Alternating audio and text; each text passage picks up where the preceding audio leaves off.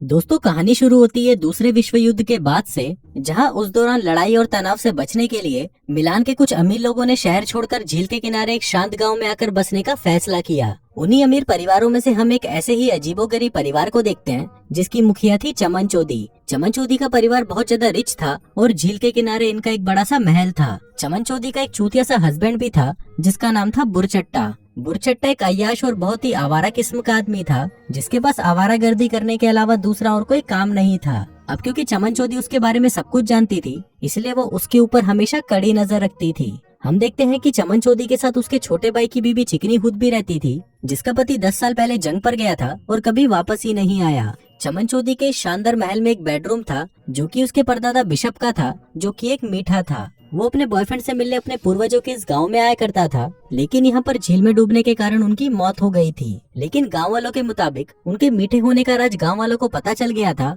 इसलिए उन्होंने बिशप का घोड़ा काटकर उन्हें नदी में फेंक दिया। हम देखते हैं कि बुरचट्टा अपनी आर्मी रिटायरमेंट के बाद काफी ज्यादा बोर हो रहा था, इसलिए वो अपनी पत्नी के पैसों पर ऐश करता है। वो अभी भी अपनी जवानी वाली जिंदगी ही जीना चाहता है, जब उसके कई लड़कियों के साथ मजदूरी वाले संबंध थे। साथ ही हम देखते हैं कि बुरचट्टा चिकनी हुद को मन ही मन पसंद करता है और उसके साथ मजदूरी करने के लिए कुछ भी कर सकता है, लेकिन अपनी पत्नी के डर के कारण वो ऐसा नहीं कर पाता। दरअसल बुरचट्टा पैसों के लिए अभी भी अपनी पत्नी पर ही निर्भर था, इसलिए उसकी पत्नी चमनचौदी हमेशा उसको दबा कर रखती थी। फिर एक दिन बुरचट्टे की मुलाकात दीनू दल्ला नाम के एक लड़के से होती है, जो कि लगभग चिकनी हुद की ही उम्र का था। हम देखते हैं कि दीनू दल्ला भी बुरचट्टे की तरह ही एक आवारा था। अपनी बोट पर झील में इधर उधर घूमने और अपने दोस्तों के साथ बकचोदियां करने के अलावा उसके पास भी कोई खास काम नहीं था। इसके अलावा वो अपनी बोट में ही रहता था। अब क्योंकि बुरचट्टा और दीनू दल्ले का नेचर एक जैसा ही था, इसलिए उन दोनों में काफी अच्छी दोस्ती हो जाती है, जिसके बाद बुरचट्टा उसे अपने घर डिनर के लिए इनवाइट करता है। फिर रात को जब सभी बैठकर डिनर कर रहे होते हैं, तो यहाँ पर दीनू दल्ला समझ जाता है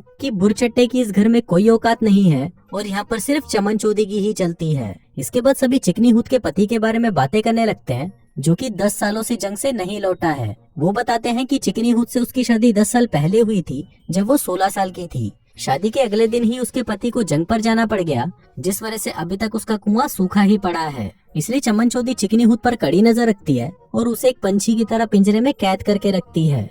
वहीं दीनू दल्ले से चिकनी हुद की ऐसी हालत देखी नहीं जा रही थी और वो उसे यहाँ से भगाकर कहीं दूर ले जाना चाहता था, जहाँ पर वो उसके साथ दबा दबा कर मजदूरी कर सके। फिर डिनर के बाद बुरचट्टा दीनू दल्ले को वहीं पर ही रात बिताने के लिए रिक्वेस्ट करता है और उसे वही कमरा देता है जहाँ पर चमनचौदी के अंकल बिशप रहते थे। वही कमरे में दीनू दल्ले को चिकनी हुद का कमरा साफ दिखाई दे रहा था, जहाँ पर वो चिकनी हुद को अपनी गुफा में उंगली करते हुए देखकर उसकी लेने के लिए और भी ज्यादा तड़पने लग जाता है। लेकिन फिर अगली सुबह उसे ना चाहते हुए भी वापस जाना पड़ता है। फिर दीनू दल्ला जब अपनी बोट से वहाँ से निकल रहा होता है, तभी बुरचट्टा उसके साथ झील पर घूमने के लिए पूछता है, जिसके लिए दीनू दल्ला भी रेडी हो जाता है। फिर झील में काफी देर तक भटकने के बाद दीनू दल्ला बुरचट्टे को अपनी गर्लफ्रेंड के घर पर ले जाता है, जहाँ पर उसकी एक सहेली भी थी, जिस पर बुरचट्टा कई बार ट्राई करने की कोशिश करता है। इसके बाद वो सभी बोट पर नंगे होकर काफी एंजॉय करते हैं। यहाँ पर हम देखते हैं कि आर्मी छोड़ने के काफी सालों के बाद बुरचट्टे की लाइफ में ऐसा दिन आज आया था जहाँ उसने बहुत एंजॉय किया, इसलिए वो इस बारे में सोचकर काफी इमोशनल हो जाता है। फिर एक शाम दीनू दल्ला को सामान लेने के लिए बाहर जाता है और जब वो वापस अपनी गर्लफ्रेंड के घर लौटता है, तो वो देखता है कि वहाँ पर बुरचट्टा उसकी गर्लफ्रेंड के साथ मजदूरी कर रहा था। तभी पूछने पर दीनू दल्ले की गर्लफ्रेंड बताती है कि रात को बुरचट्टा सो नहीं पा रहा था क्योंकि उसे डरावने सपने आ रहे थे, इसी वजह से मैंने उसे अपनी गुफा में सुला लिया।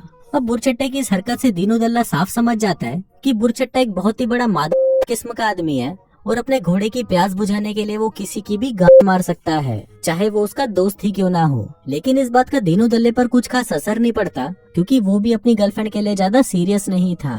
फिर बुरचट्टा दीनू दल्ले के साथ कुछ दिन उसकी बोट पर बिताने के बाद अपने घर वापस आ जाता है। अब क्योंकि वो अपनी पत्नी चमनचौदी को बिना बताए दीनू दल्ले के साथ झील पर गया था और वापस आकर वो अपनी पत्नी का सामना नहीं करना चाहता था, इसलिए वो अपने घर से कुछ दूर जाकर दूरबीन से अपने घर को देखने लगता है। लेकिन तभी उसकी नजर चमनचौदी के कजन पर पड़ती है, जो कि अपनी 2 जवान बेटियों के साथ वहाँ पर आया हुआ था। अब क्योंकि बुरचट्टे को अपनी ठरक मिटाने के लिए 2 और शिकार मिल गए थे, इसलिए वो तुरंत अपने घर वापस आ जाता है। जिसके बाद वो उन दोनों जवान लड़कियों को अपनी बोट दिखाने के बहाने बाहर ले जाता है, जिसके बाद वो उनके साथ भी अपनी अश्लील हरकतें करना शुरू कर देता है। लेकिन तभी अचानक वहाँ पर उसका बाप आ जाता है और बुरचट्टे को ऐसा करते हुए देख लेता है। अब अपनी बेटियों के साथ उसको ऐसी हरकतें करता हुआ देखकर वो बुरचट्टे को बहुत गालियां देता है और अपनी दोनों बेटियों को लेकर वहाँ से चला जाता है। उसी समय दीनू दल्ला भी वहाँ पर मौजूद था और वो बुरचट्टे को ऐसा करते हुए देख रहा था। तभी उसके घर का माली दीनू दल्ले को बताता है कि बुरचट्टा बहुत ही ज्यादा गिरा हुआ और एक नंबर का ठरकी आदमी है, जो कि कभी कभी उसकी बेटी के साथ भी मजदूरी करने के बारे में सोचता था। लेकिन उसने बुरचट्टे को धमकी दी थी कि अगर उसने कभी भी उसकी बेटी पर बुरी नजर डाली तो वो इसी पेड़ काटने वाले हथियार से उसकी गोटियां काट देगा। फिर अपनी इतनी बेइज्जती कराने के बाद रात को बुरचट्टा दीनू दल्ले से मिलने आता है और उसे बताता है कि वो और चिकनी हूत एक दूसरे से बहुत प्यार करते हैं, लेकिन उसकी पत्नी चमन चौधरी की वजह से वो दोनों एक दूसरे के साथ मजदूरी नहीं कर पाते। अब क्योंकि बुरचट्टा चिकनी हूत के साथ दबाकर मजदूरी करना चाहता था, इसलिए वो दीनू दल्ले से रिक्वेस्ट करता है कि वो चिकनी हूत को उसकी बोट पर आने दे, और वो दीनू दल्ले को भी अपनी गर्लफ्रेंड को बोट पर बुलाने के लिए रिक्वेस्ट करता है ताकि चिकनी हूत को कंपनी मिल जाए। फिर अगले दिन हम उन चारों को बोट पर देखते हैं, जहाँ पर बुरचट्टा चिकनी हूत के साथ काफी मस्ती करता है। लेकिन इसी बीच हम चिकनी हूत और दीनू दल्ले को भी देख पाते हैं, जो कि इशारों ही इशारों में एक दूसरे को हिंट देते हैं और मौका मिलने पर दोनों दबाकर मजदूरी भी करते हैं। इसके बाद बुरचट्टा अपने और चिकनी हूत के लिए एक होटल में रूम बुक करता है, जहाँ पर आज उसके साथ मजदूरी करने का पूरा प्लान था। उधर दीनू दल्ला भी बोट पर अपनी गर्लफ्रेंड के साथ होता है, लेकिन उसको नींद नहीं आ रही थी, इसलिए वो देर रात तक शहर की सड़कों पर निकल जाता है, जहाँ पर घूमते घूमते उसकी नजर एक आदमी पर पड़ती है जो कि उसको बुरचट्टे की तरह लगता है, और वो आदमी बड़ी तेजी से साइकिल पर कहीं जा रहा होता है। लेकिन दीनू दल्ला इस बात पर ज्यादा ध्यान नहीं देता।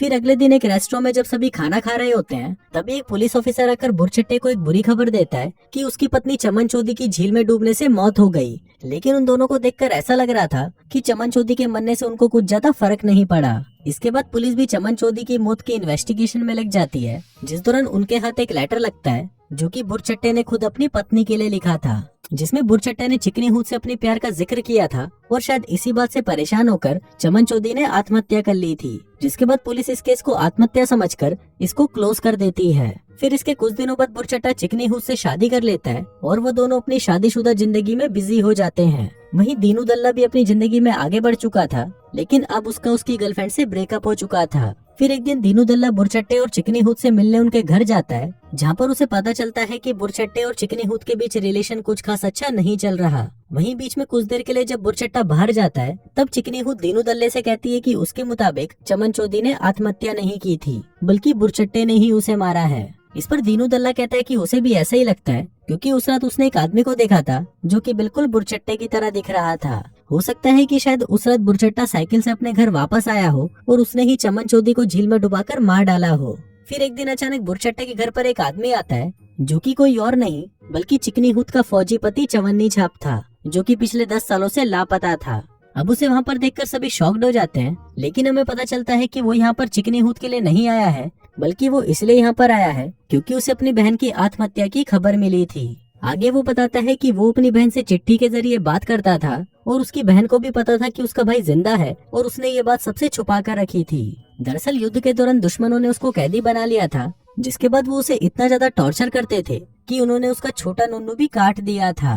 अब अपने कटे नुन्नू के चलते वो अपनी पत्नी को संतुष्ट नहीं कर सकता था, इसलिए वो वहाँ से वापस कभी घर नहीं आया। लेकिन उसकी बहन की मौत की खबर ने उसे यहाँ पर आने के लिए मजबूर कर दिया था। आगे वो उनको कहता है कि उसकी बहन आत्महत्या नहीं कर सकती, क्योंकि उसने कुछ दिनों पहले ही उससे मिलने का वादा किया था, और अपनी आखिरी चिट्ठी में उसने ये लिखा था कि वो बुरचट्टे को अपने घर से निकालना चाहती है। अब क्योंकि इस केस में एक नया मोड़ आ गया था, इसलिए पुलिस इस केस को फिर से रीओपन करती है और नए सिरे से अपनी जांच शुरू करती है। इसके बाद दीनू दल्ला चवन्नी छाप को बताता है कि उसने उस रात बुरचट्टे को काफी तेजी से कहीं जाते हुए देखा था, और फिर पुलिस की मदद से दीनू दल्ला उस आदमी तक भी पहुंच जाता है जिसने बुरचट्टे को साइकिल किराए पर दी थी। इसके बाद साइकिल वाले आदमी की गवाही पर और नए सबूतों को देखते हुए पुलिस बुरचट्टे को गिरफ्तार करने आती है। लेकिन अब इस चीज से शर्मिंदा होकर बुरचट्टा पुलिस से कुछ देर का टाइम मांगता है और बिशप के कमरे में जाकर खुद को फांसी लगा लेता है। अब इस घटना के कुछ दिनों बाद चवन्नी छाप अपनी पूरी संपत्ति चिकनी हूत के नाम कर देता है, और उसे कहता है कि अब वो कभी वापस नहीं आएगा, क्योंकि उसने देश के बाहर अपना बिजनेस शुरू कर लिया है और वहाँ पर उसकी जिंदगी मस्त कट रही है। जिसके बाद वो वहाँ से चला जाता है। अब जिस दिन बुरचट्टे ने आत्महत्या की थी, उसी रात दीनू दल्ला और चिकनी हूत दबा दबा कर मजदूरी करते हैं और अपनी ठरक से भरी हुई टंकी को खाली कर देते हैं। अब चिकनी हूत दीनू दल्ले के साथ शादी करके अपनी बाकी की जिंदगी खुशी से बिताना चाहती थी, लेकिन दीनू दल्ला उसे मना कर देता है और अपनी बोट पर वापस चला जाता है, क्योंकि उसे कंफर्म नहीं था कि उस रात साइकिल पर बुरचट्टा ही था। लेकिन उसने चिकनी हूत के कहने पर पुलिस को गलत बयान दिया था और साथ ही झूठी गवाही भी दिलाई थी। इसलिए उसे लगता है कि इसके पीछे चिकनी हूत का भी हाथ हो सकता है और इसीलिए दीनूदल्ला उसे हमेशा के लिए बाय बोलकर वहाँ से चला जाता है। अब यहाँ पर चिकनी हूत उस बड़े से घर के साथ अकेली ही रह जाती है, जिसके बाद अब उसे एक ऐसे आदमी की तलाश थी जो उसकी ठरक की प्यास को बुझा सके। अब दोस्तों, आप में से कौन कौन उसकी प्यास को बुझा पाएगा मुझे नीचे कमेंट करके जरूर बताएं। मैं मिलता हूँ आपसे अगले वीडियो में, तब तक के लिए बाय।